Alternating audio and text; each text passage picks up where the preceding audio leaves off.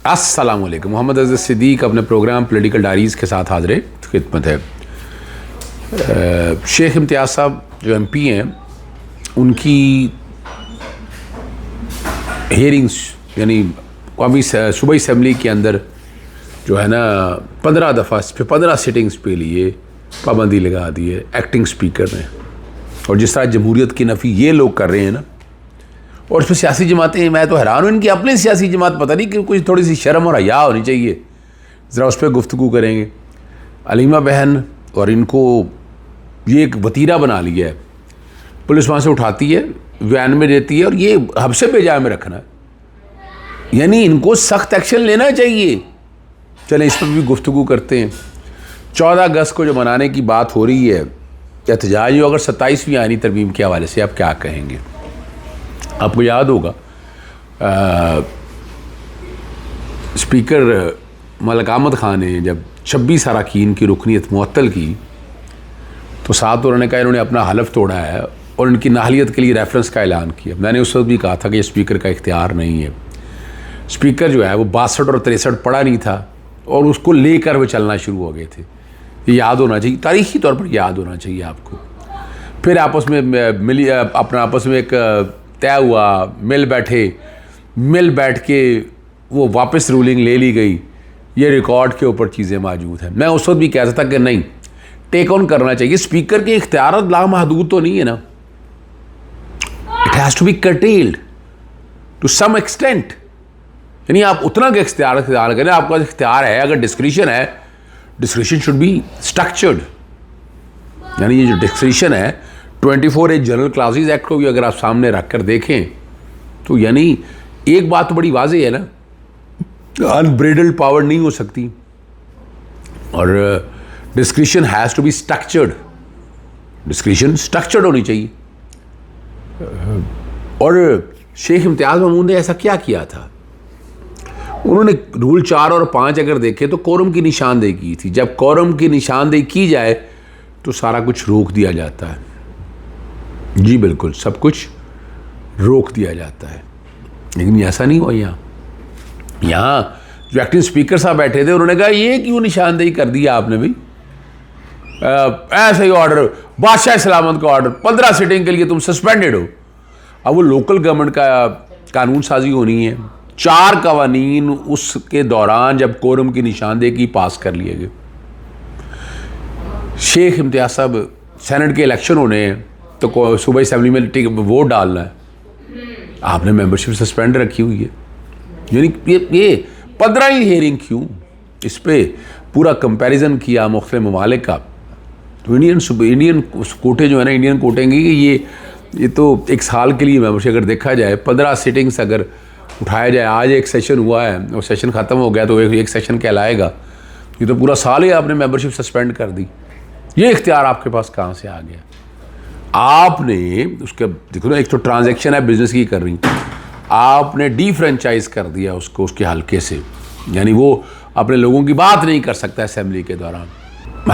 फिर वो अपना कानून साजी अगर होनी है उसमें नहीं, फिर सेनेट का इलेक्शन होना है उसमें नहीं, तो आपने तो उसके लिए दरवाजे बंद कर दिए। दरवाजे बंद नहीं होने चाहिए, ये याद रखिएगा। आगे आते हैं। अभी मैं एक बात पे तो मैं तरीक़ाकार से ये मैं इत्तफ़ाक़ नहीं करता। जब अलीमा बहन और उज़मा बहन और नौरीन बहना जब मिलने जाती हैं इमरान खान साहब से, वहाँ बैठते हैं, पुलिस आती है, उठाती है और उनको जाके कहीं दूर छोड़ो, तो ये आपसे भेजा है। ये कहाँ से आ गया कि आप गिरफ्तारियाँ करें, उनको पकड़ें और जाके जहाँ मर्जी उतार के दे देंगे? ये किस कानून में इजाज़त है? आर्टिकल 15, 16, 9, 14, 17 अगर आप इन सब इख्तियार को देंगे, पर्चे की दरख्वास्त बनती है, ये फौरी पर्चे की दरख्वास्त देनी चाहिए, इस्तगासा फाइल करना चाहिए। आपसे भेजा है, यानी पुलिस आपसे भेजा में नहीं देख सकती। और वो उसमें जब अलीमा बहन करी, उन्होंने जब बात आया ट्रैफिक, वो कहना उनका ये है कि धरना ऐसे ट्रैफिक मुतासर हुई और गाड़ियों की कतारें लग गई। अब धरने में सारे लोग मौजूद थे, वकला मौजूद थे, वो भी मौजूद थी।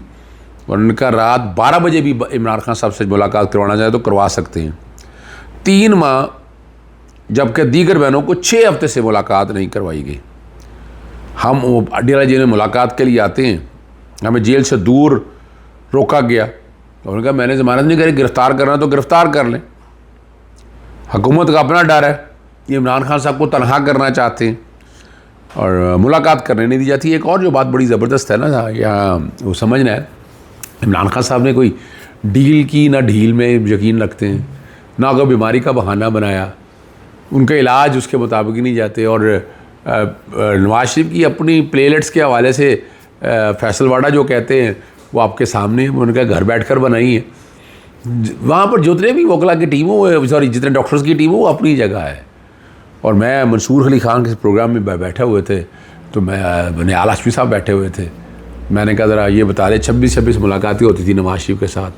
हबीब अकरम साहब अजमल जामी बैठे हुए थे, उन्होंने कहा कि जनाब मैं नहीं मिलने गया था, अपना जो सुप्रीडेंट जेल है उसके कमरे में मुलाकातें होती। इमरान खान ने तो इस तरह नहीं है, ये सारे प्रोसेस के अंदर ऐसा किया, ये रिकॉर्ड के ऊपर चीज़ें मौजूद हैं, हालात आपके सामने पता होने चाहिए। यानी फंडामेंटल, और यही मैं समझता हूँ शायद नहीं, लेकिन देखें ना प्रेसिडेंट सेट किए, बाकी सियासी जमातें सिर्फ तमाशा देख रही हैं। पाकिस्तान पीपल्स पार्टी से ये उम्मीद नहीं थी, चलें मौलाना फजलुर रहमान तो अपनी जगह मौजूद है, ANP MQM चलें वो भी समझ में आता है कि वो क्या कर रही हैं, लेकिन किसी ने ये सोचा कि ये जो कुछ हो रहा है ये ज़्यादती है, ये निज़ाम का फेलियर है, ये निज़ाम का फेलियर है। और ये इन सब चीज़ों को बेहतर कैसे करना है ये भी कभी किसी ने सोचा नहीं। आगे ले चलते हैं आपको 27वीं आईनी तरमीम के हवाले से। और अगर आपको याद हो 27वीं आईनी तरमीम के हवाले से मैं आपके सामने बार बार जिक्र करता हूँ। 18वीं आईनी तरमीम हुई थी, 9 महीने डेलिब्रेशंस हुई थी, बड़ी लंबी चौड़ी बातें हुई थी, बड़ी डिटेल में डिस्कशंस हुई थी, और फिर जाकर जो है 18वीं तरमीम पास हुई। 26वीं तरमीम का जिक्र करें, मुसवदा कभी सामने आया हो, पहले जब पेश करना था उससे पहले मुसवदा कभी सामने आया हो। वज़ीर कानून तो बताते हैं मुसवदा आएगा, काबीना डिस्कस करेगी, फिर फैसला होगा, फिर सामने आएगा। वो 26वीं आईनी तरमीम में तो आपके सामने मौजूद है। वो कहाँ से आई थी? जहाँ कहीं से भी नमूदार हुई थी। और फिर जो तबाही और बर्बादी की उसने, वो आपके सामने है। वो आप समझ सकते हैं कि क्या किया। अदलिया की तबाही और बर्बादी कर दी। इलेक्शन कमीशन आज भी वहीं बैठा हुआ है। फिर वो हलफ लेने के हवाले से जो बात हुई वो भी आपने सारा कुछ देख लिया। यानी अपने पाँव पे कुल्हाड़ा इन्हें पार्लियामेंटेरियन ने मांगे। अगर ये मुंतखब नुमाइंदे होते तो ये कभी ना करते। नवाजे हुए लोग हैं, नवाजे हुए लोग तो फिर यही करेंगे ना। नवाजे हुए लोगों का काम यही कहना, यही इसी पे बातें करना है।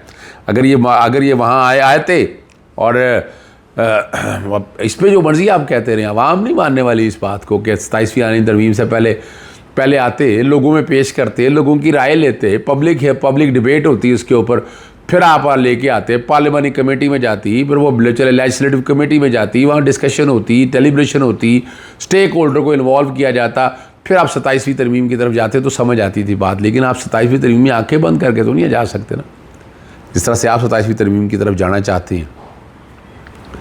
और वो जो कुछ बातें वो मैं उनमें नहीं जाना चाहता। 14 अगस्त के हवाले से अब जो तरीक़ाकार लाए हैं, 14 अगस्त आज़ादी का दिन है, तो उस दिन एहतजाज तो नहीं है।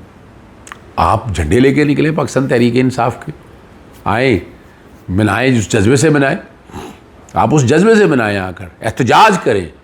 सड़कों पे नज़र आना चाहिए कि लोग मौजूद हैं। जब झंडे आपके पास पाकिस्तान तहरीक इंसाफ के हो गए इतनी तादाद के अंदर, तो वो ऑटोमेटिकली बता देंगे कि आपका ताल्लुक़ कहाँ से है, किस सियासी जमात से है। और आज़ादी बिल्कुल हासिल की है, इतनी आसानी से नहीं, बड़ी मुश्किलों से आज़ादी हासिल की है हमने। उस आज़ादी की कदर भी होनी चाहिए। वो कदर किन लोगों को होगी? देखें ना, जो लोग क़याम पाकिस्तान की उस जदोजहद में जो आज़ादी के हवाले से लोग शामिल थे, कितनी कुर्बानियाँ दी उन्होंने, कितनी जानें ज़ाएँ कि सिर्फ इसलिए कि एक मुस्लिम मुल्क आए, वरना हिंदुस्तान के अंदर जो मुसलमानों के साथ सलूक हो रहा था, आज भी कश्मीरियों के साथ जो हिंदुस्तान में मुल्क है, ये आज़ाद खुद मुख्तार रियासत इसलिए हासिल की थी कि सांस लेने की आज़ादी हो, बात करने की आज़ादी हो, और जो वोट डाला जाए वो ही निकले।